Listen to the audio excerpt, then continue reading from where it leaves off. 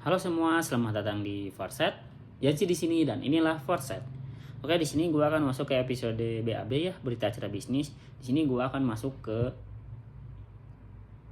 judul afiliator sosmed.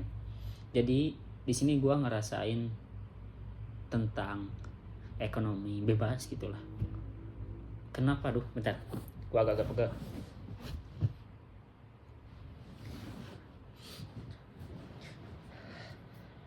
Kenapa gua ngerasa bahwa ekonomi bebas tuh menurut gua ada plus minusnya. Plusnya mungkin membuka lebih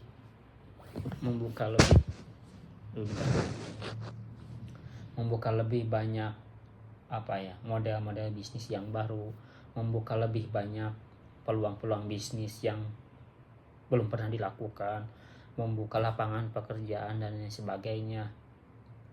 Tapi di samping itu pun pasti ada sesuatu di balik hal itu. Misalkan ada pekerjaan yang hilang, ada PHK dan lain sebagainya. Karena apa? Karena adaptasi tentang dinamika ekonomi yang terjadi. Gua ngalamin tentang apa yang disebut bakar duit lah. Gua heran gini loh. Dulu kan kalau nggak salah ya, gue lupa ingat, koreksi kalau gue salah. Jadi di 2015 tuh gue nggak tahu nih ojol dua ojol yang hijau ini dia adanya kapan, gue nggak tahu. Cuman dulu tuh ada salah satu ojol online, tapi kalau nggak salah dia dulu mobil. Gue pernah pakai itu di 2015. Waktu itu tuh di 2015 itu biaya, misalkan kita mau berangkat misalkan dari Pasar Kosambi nih ke Asia Afrika misalkan. Nah misalkan biayanya itu 20.000. Terhitung murah tuh jika penumpangnya lebih dari satu orang. Karena apa? Karena 20.000 bisa dibagi 4. Misalkan mobil minibus misalkan nih yang kecil, 4 orang lah. Kan 5 orang sama supir nih, 3 di tengah, 1 supir, 3 di tengah, 1 di depan kan. Jadi 4 sama supir 5. Jadi kalau 20.000 bagi 4 kan 5.000. Itu murah. Menurut gua bisa murah karena apa?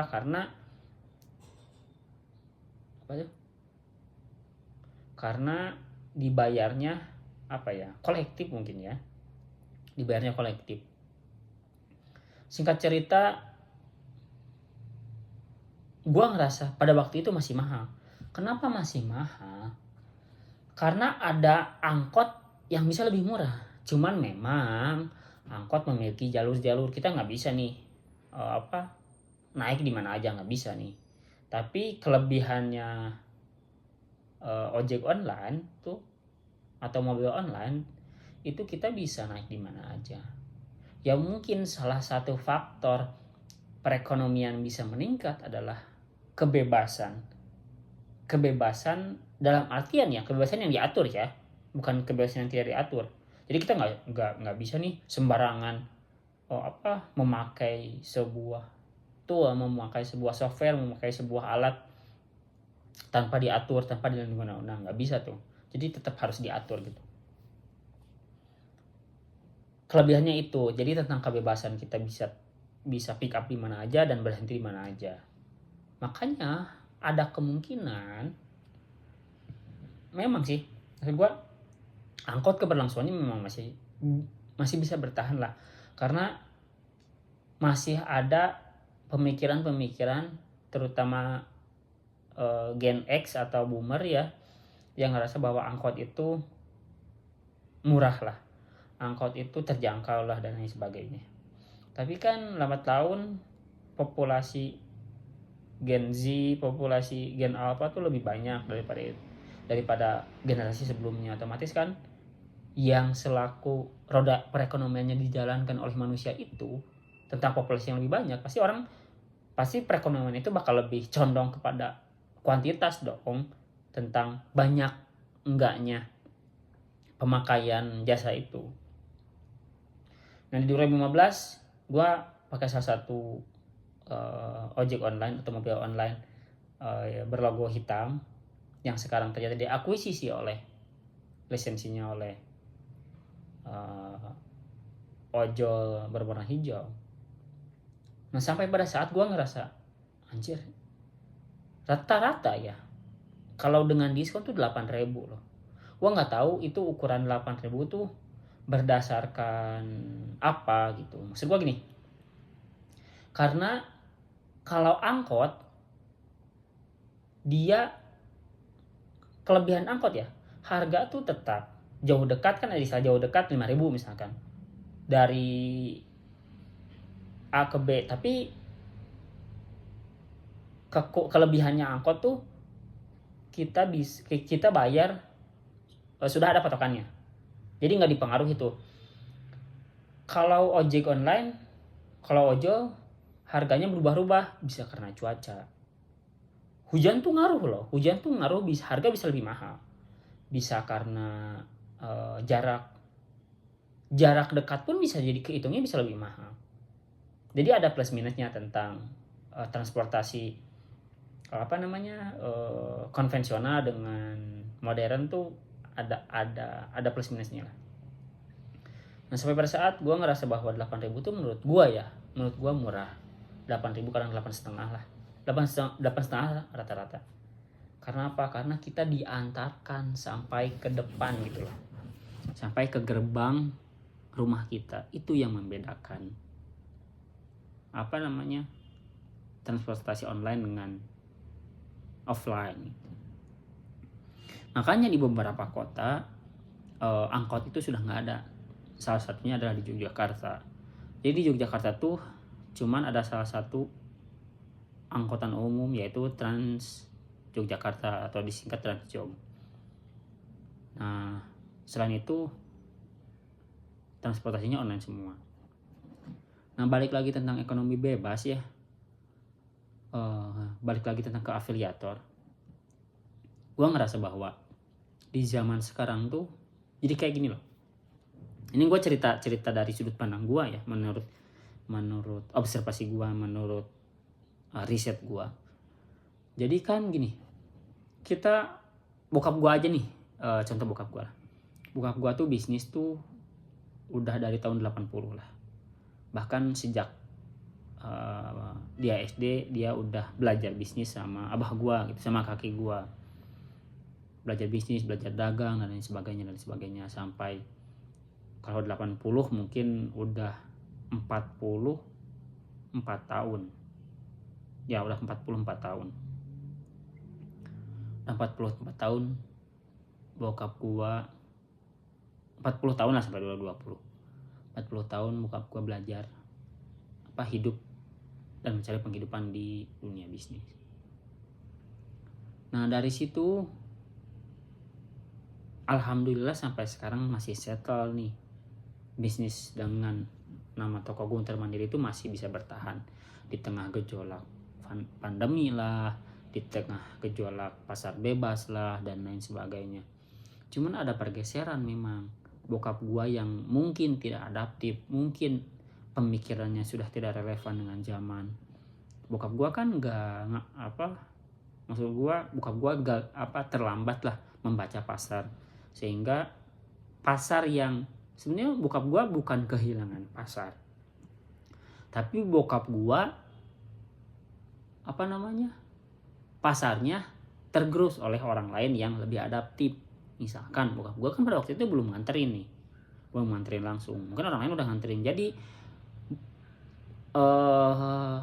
toko-toko yang belanja ke bokap gua tuh udah gak belanja ke bokap gua. Karena apa? Karena dia udah dimasukin, sudah dianterin lah sama orang lain. Nah, itu adaptasi di situ.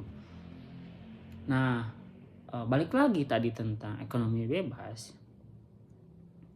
Jadi era disrupsi, era ya gak ada yang nyangka sih Nokia bakal runtuh gitu loh. Yang sebegitu powerful lah pada waktu itu. Gak ada yang nyangka loh BlackBerry bakal runtuh. Karena apa? Karena dia gak adaptif dengan zaman. Nah salah satunya mungkin bokap gue. Nah yang dulu tuh branding untuk orang mengenal sebuah merek, entah itu bisnis barang atau jasa, butuh waktu nih 5 tahun 10 tahun. Nah di era sekarang itu, di era startup tuh seolah-olah misalkan nih orang untuk bisa settle, untuk bisa bertahan tuh butuh 10 tahun. Ya iyalah, dia laku sekarang, ya dia udah 10 tahun bertahan, dia udah ngerasain nih asam garam, dia udah ngerasain nih jatuh bangun, misalkan si brand ini. Dia udah ngerasain jatuh bangun. Nah, startup sekarang, kita sebut startup sekarang ini, dia bakar duit, dia promosi gede-gedean agar apa? Agar dia bisa menarik 10 tahun ini menjadi lebih short gitu, lebih pendek. Entah itu jadi setahun, entah itu jadi 5 bulan, entah itu jadi 2 tahun, pokoknya lebih pendek lah. Itu caranya dengan promosi gencar-gencaran. Dengan promo gencar-gencaran, yaitu apa? Ya bakar duit. Nah hal ini yang menjadi pasar bebas. Jadi promo gede-gedean biar orang tahu, harga dibanting lah harga pasar. Misalkan nih, ya contoh gini aja deh, harga pasar 10.000, misalkan harga barang 8.000 lah, kita ngambil keuntungan 2.000, berarti jadi 10.000 lah. Jadi 10.000, berarti keuntungannya 2.000. 2.000 tuh mau 10%-nya dipakai apa, pokoknya intinya keuntungan 2.000. Di zaman sekarang orang ada yang ngejual 8.000. Beneran ini orang ada yang ngejual 8.000. Ya lu pikir aja logika. Modal 8.000 dijual 8.000, ya lu rugi lah. Meskipun apa ya, lu nggak dapat untung sama sekali. Ya lu pun harus makan dong. Ya keuntungannya dari mana? Bagaimana lu bisa ngejalankan bisnis kalau lu nggak punya tenaga, kalau lu nggak punya nutrisi, kalau lu nggak punya nggak punya daya untuk bisa menjual barang itu, ya daya kinerjanya melalui keuntungan itu. Balik lagi tadi, ternyata kenapa bisa 8.000? Bisa 8.000? Dia mencoba untuk bisa memuaskan pelanggan terlebih dahulu. Memuaskan pelanggan terlebih dahulu supaya si pelanggan tuh nyaman, supaya si pelanggan balik lagi jualan, balik lagi. Sampai pada saat si pelanggan terbiasalah beli ke sini. Jadi si ini keuntungannya tuh dari mana? Dari rating. Dari mana? Dari iklan. Makanya sekarang gencar iklan, online shop. Nah balik lagi ke afiliator, gua merasakan itu. Gua merasakan bagaimana menjadi seorang afiliator. Gua merasakan bagaimana gua harus nge-like, gua harus follow, gua harus kasih bintang banyak dan lain sebagainya. Gua ngerasain itu dan gua dibayar.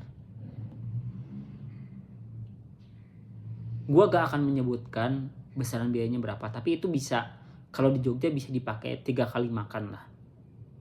3 kali makan. Yuk bayangin aja, lu jadi afiliator salah satu online shop, salah satu e-commerce, demi untuk apa? Demi untuk rating. Demi untuk apa? Demi untuk bintang, demi untuk followers, demi untuk dan lain sebagainya. Artinya apa? Artinya kapitalisasi itu sebegitu masif. Orang dibayar untuk apa? Untuk bisa meyakinkan konsumen atau memakai orang lain bahwa barang yang dijual di salah satu online shop ini sudah terrekomendasi, sudah merasa terpuaskan oleh pelayanan orang lain. Jadi menurut gua poinnya adalah bagaimana sebuah toko bisa mendapatkan kepuasan di awal dengan tujuan agar bisa banyak dibeli. Jadi bisnis modelnya berubah tuh, kebalik tuh. Yang dulu orang harus beli dulu baru nge-review, baru bisa memberikan kepuasan, baru bisa memberikan rating dan lain sebagainya. Sekarang tuh rating dibeli dulu, coy. Rating ya dibeli lah demi untuk pasar. Jadi artinya apa? Logika cara berpikir tentang mindset bahwa lu punya duit, lu punya kuasa tuh it's true, anjir, beneran deh. Dari sini gua ngerasa bahwa wajar duit bisa memperbudak manusia. Beneran duit bisa mengendalikan orang tuh, gua ngerasa itu. Gua merasakan suasana yang sebegitu.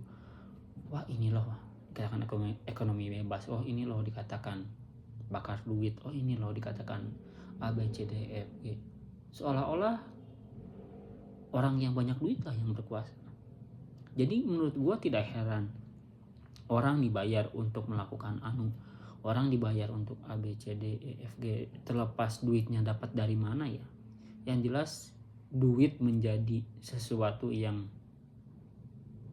bisa mengendalikan apapun lah. Duit menjadi nilai tukar yang yang sakti lah kasarnya. So balik lagi tentang afiliator, salah satu sosmed.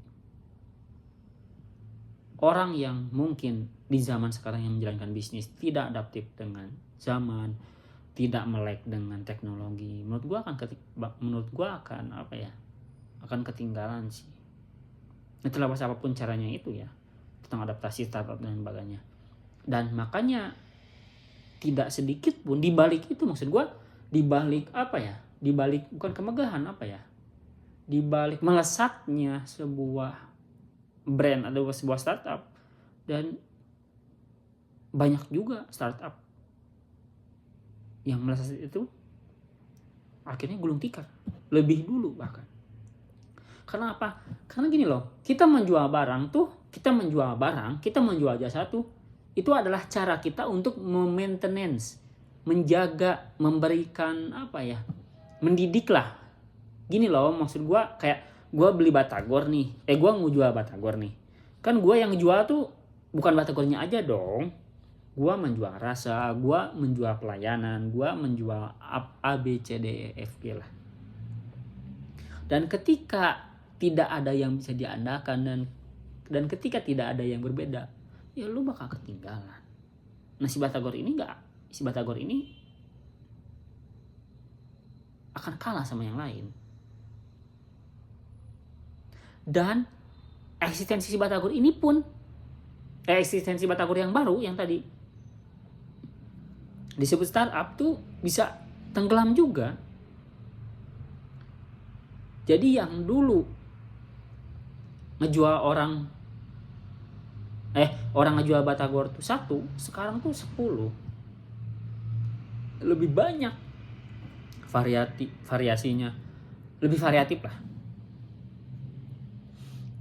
Nah, dari sini gue banyak belajar bahwa di zaman sekarang di ekonomi bebas ini sulit untuk ditebak, sulit untuk diprediksi apapun itu. Karena apa? Karena kan ini kan dengan ekonomi global ya. Jadi kalau ini gini loh, kalau istilah di hukum bisnis itu ada PMA, penanaman modal asing, atau PMN, penanaman modal asing. Jadi ada uang dari luar, ada investor dari luar untuk bisa menjalankan bisnis di negara orang lain. Salah satu contohnya adalah Tiongkok misalkan. Dia ekspansi itu ke negara kita. Yang gini lah, bagaimana tidak membunuh UMKM. Biaya. Ini salah satu contoh ya. Tadi gue udah ngasih contoh afiliator tentang rating dan lain sebagainya. Nungguin ya. Gini,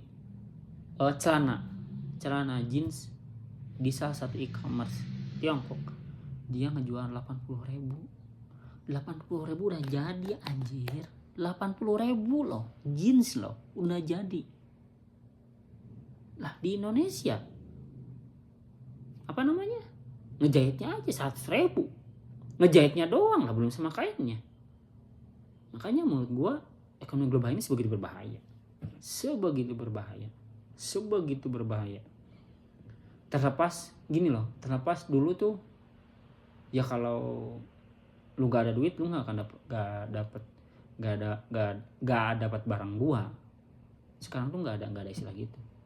Ya kalau kita nggak bisa, kalau harganya nggak kompetitif ya lu ditinggalin. Kalau harganya ada yang lebih murah ya lu ditinggalin. Apalagi ada yang lebih murah dan rasanya lebih enak. Apalagi yang lebih murah dan kualitasnya lebih baik. Ya udah bakal ditinggalin lah. Ya udah bakal kanibalisme. Sebetulnya kanibalisme dalam bisnis itu dari dulu udah ada, cuman mungkin karena era Internet of Things ini orang luar masuk ke Indonesia, harga-harga yang biasa dijual harga pasar misalkan 100.000, ya dari Cina bakal lebih murah, pasti lebih murah. Kenapa? Karena dia diproduksi secara massal gitu. Dan bahan sumber daya dan ya maksud gue bahan sumber daya mereka lebih banyak. Ini gue akan ngambil kesimpulan lagi dari episode Berita Cara Bisnis ini, BAB ini adalah gue fokus di terakhir ya, ini gue fokus di barang pecah belah, barang rumah tangga. Yang gue nggak habis pikir, gue belilah salah satu toko. Ini offline loh, ini offline. Artinya apa? Ini bukan online lah, ini offline loh. Artinya apa? Artinya dia harus punya toko untuk dibayar pajak tanah, dia harus membeli toko, dia harus memodal tanah. Dia menjual buat ngoles selai ke roti atau buat ngoles margarin ke roti. Gue beli offline loh, 2.000 rupiah anjir. Itu gue beli offline coy. Gila nggak? 2.000 rupiah, lu bayangin aja 2.000 rupiah. Itu toko offline. 2.000 rupiah. Ya terlepas dari bahan limbah, terlepas dari bahan bekas, terlepas dari apapun itu, kan itu baru kondisinya maksud gua. Terlepas apapun itu 2.000 anjir. Keuntungannya berapa coba? Kalau 100% berarti dijual 1.000. Dia beli 1.000. Dia beli 1.000 rupiah. Terus dari sananya berapa anjir? Dari pabriknya 500 rupiah. Gila enggak? Itu gue baru ngambil salah satu contoh loh. Gagang selai. Alat buat selai. Alat buat oles. Menurut gue Indonesia mau dibawa kemana aja? Perekonomiannya mau dibawa ke arah mana? Karena menurut gue harga produksi di Indonesia tidak akan bisa bersaing, akan sulit bersaing. Utamanya barang-barang yang tahan lama. Maksud gue bukan makanan. Ya kalau makanan menurut gue kayaknya masih bisa bersaing lah. Kenapa masih bisa bersaing? Karena makanan kan punya durable gitu. Jadi kalau nggak dijual cepat kan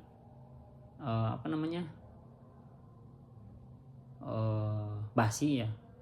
Jadi kalau harga mahal bakal lebih kalau harga tidak kompetitif maksud gue. Kalau harga tidak kompetitif bakal ketinggalan. Itu baru makanan, apalagi barang-barang pecah belah tadi yang tahan lama itu dijual. Ya, beginilah ekonomi sekarang. Di era ekonomi global ini, di era globalisasi, di era Internet of Things, di era semua itu dalam sentuhan, itu sebegitu sulit ditebak, terutama nilai ekonomi. Juga berharap pemerintah bisa hadir, pemerintah bisa menjawab, pemerintah bisa membantu, pemerintah bisa selaku pemangku kebijakan bisa lebih mementingkan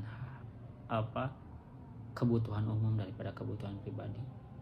Jangan sampai kuasa Anda, jangan sampai regulasi yang Anda keluarkan itu hanya menguntungkan segelintir orang, hanya menguntungkan orang-orang terdekat, terutama terdekat Anda, hanya menguntungkan Anda pribadi dan tidak menguntungkan publik atau masyarakat.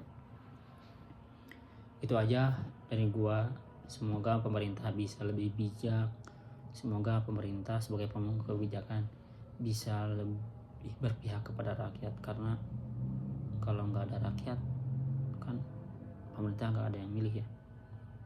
Kalau nggak ada yang milih, kalau nggak ada pemerintah, risiko yang jelas ya gitulah. Mungkin gitu aja dari episode BAB ini, berita acara bisnis. Gue lupa lagi untuk closing karena gue baru mulai lagi. Gue mau closing. Terima kasih sudah menonton.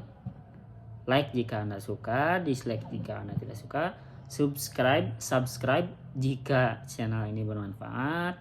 Temukan keseruanmu di kolom komentar. Sehat selalu. Jasi di sini dan inilah Forset. Selamat ketemu di video selanjutnya. Dadah.